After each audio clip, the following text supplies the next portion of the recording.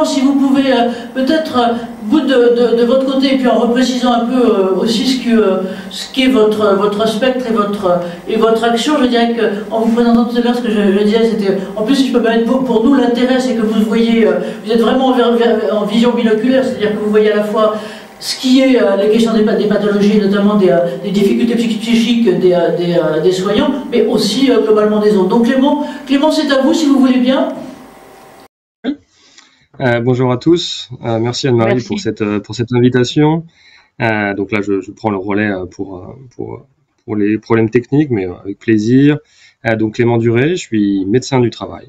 Je suis responsable du service des pathologies professionnelles et de l'environnement à Garches, qui va être le cœur de notre sujet. J'ai aussi beaucoup été médecin du travail de terrain classique.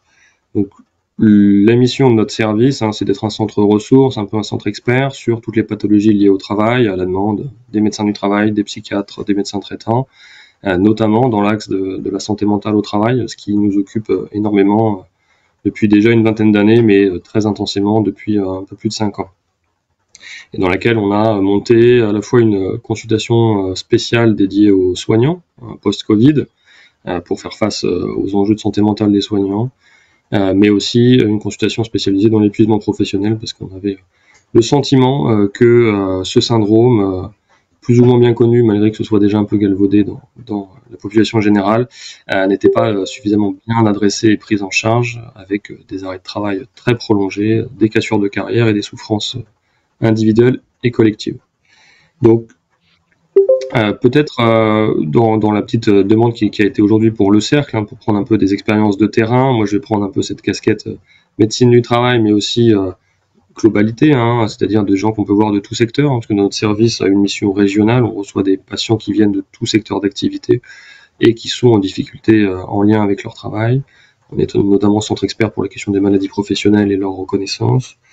Ce qu'on peut dire quand même sur les métiers du soin par rapport peut-être à d'autres métiers qui sont très, très sujets aussi à l'épuisement par exemple, c'est quand même que dans les métiers du soin, on a une exposition environnementale, une exposition professionnelle particulière. Et c'est important pour moi d'en parler parce que je trouve que peut-être que dans le débat national sur comment améliorer les conditions de travail des soignants, on oublie un peu cette frange de l'exposition particulière qui vient résonner, qui vient interagir avec des personnalités particulières, des modes de fonctionnement, des valeurs, des motivations différentielles entre un soignant et quelqu'un qui serait d'un monde totalement différent. Et juste pour vous interrompre 30 secondes et vous relancer, comment vous voyez l'évolution, j'allais dire, finalement, de ces dernières années, puisque, juste pour capter un coup, moi je vous avais repéré, si je peux me permettre, au moment du Covid, en plein Covid, puisque c'est le moment où vous avez monté, j'allais dire, à la fois une consultation, une action un peu spécifique de ce côté-là. Comment vous voyez évoluer les choses, Clément, de ce côté-là ? On recevait déjà pré-Covid de nombreux soignants dans nos consultations. Donc on voit les choses monter depuis quelque temps. Je pense que la circonstance n'est pas nouvelle et n'est pas due au Covid. Le Covid a dévoilé, a déstabilisé le système qui était déjà sur une pente glissante. Ça a déstabilisé peut-être des personnes qui se posaient des questions sur leur engagement en tant que soignants et qui ont malheureusement pris des décisions de le quitter. Sur ceux qui seraient allés vers les études de soins et qui n'y sont pas allés, et le système tout entier a été déstabilisé, notamment dans sa capacité à agir, à prendre en charge, et c'est là que tout le monde a pris conscience de la gravité. Mais ce qu'on peut sentir, nous, depuis déjà une quinzaine d'années dans le service, dans ce qu'on observe, c'est une augmentation de l'insatisfaction des professionnels de santé. Donc l'insatisfaction, c'est à la fois flou, à la fois c'est un indicateur vraiment prépondérant à avoir au moins en signal de détection.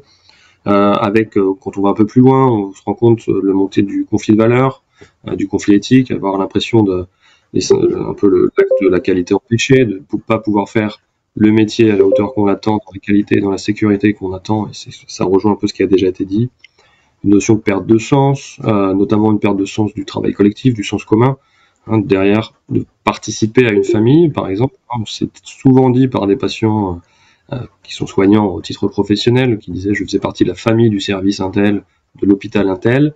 Ça, c'est des choses qui sont en délitement progressif, notamment pour une cause de surcharge de travail perçu par du manque de personnel, qui va entraîner une augmentation du nombre de patients par soignant, une augmentation de la vitesse pour faire tel ou tel soin ou telle action médicale, et qui va mettre la personne en tension vis-à-vis de ça. C'est pour ça que j'introduisais un peu avec cette question exposition personnalité en termes de fréquence et c'était là votre question, Anne-Marie.